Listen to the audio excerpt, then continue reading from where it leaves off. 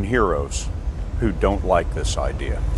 Neil Armstrong, Gene Cernan have both testified against commercial spaceflight and the way that you're developing it, and I wonder what you think of that.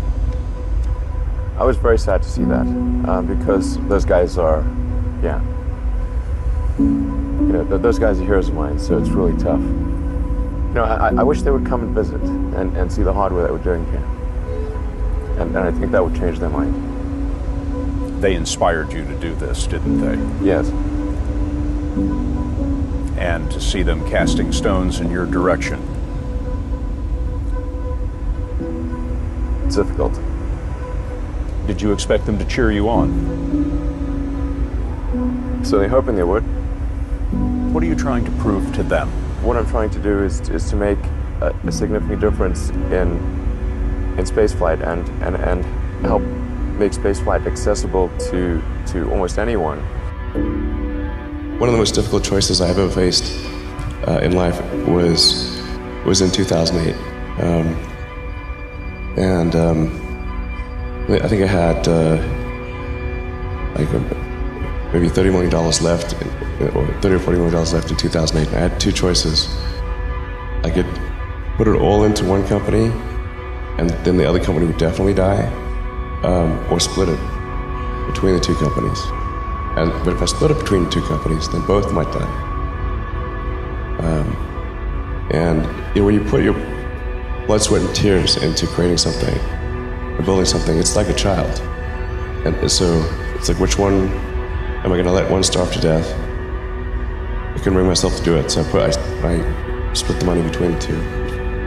Fortunately, thank goodness, they both came through. What was your biggest failure, and how did it change you? Well, there's a ton of failures along the way, that's for sure. As I said, for SpaceX, the first 3 launches failed. And we're just barely able to scrape together enough parts and money to do the 4th launch. If that 4th launch had failed, we would have been dead. So multiple failures along the way. I tried very hard to get the right expertise in for SpaceX. I tried hard to find a great chief engineer for the rocket, but the good chief engineers wouldn't join, and the bad ones, well, there was no point in hiring them. So I ended up being chief engineer of the rocket. So if I could have found somebody better, then we would have maybe had less than 3 failures. That 3rd failure in a row, did you think, I need to pack this in? Never. Why not? I don't ever give up. So many people tried to talk me out of starting a rocket company. It was crazy. One good friend of mine collected a whole series of videos of rockets blowing up and made me watch those. He just didn't want me to lose all my money. We're doing these things that seem unlikely to succeed, and we've been fortunate, and at least thus far they have succeeded. Now is the time to take risk. You don't have kids. As you get older, your obligations increase. And once you have a family, you start taking risk not just for yourself, but for your family as well. It gets much harder to do things that might not work out. So now is the time to do that before you have those obligations. So I would encourage you to take risks now. Do something bold. You won't regret it. How did you figure you were going to start a car company and be successful at it? Well, I didn't really think Tesla would be successful. I thought we would most likely fail.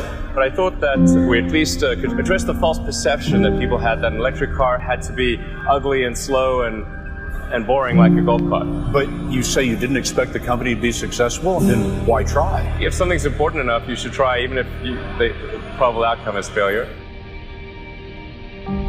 Or how do you think about making a decision when everyone tells you this is a crazy idea? Or where do you get the internal strength to do that?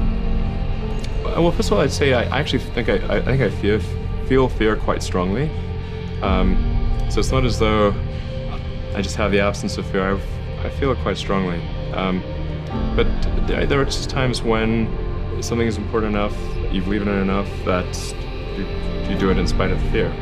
I think about what technology solution is necessary in order to achieve the particular goal, and then try to make as much progress in that direction as possible. I think being a multi-planet species and being out there among the stars is important for the long-term survival of humanity, and That's one reason.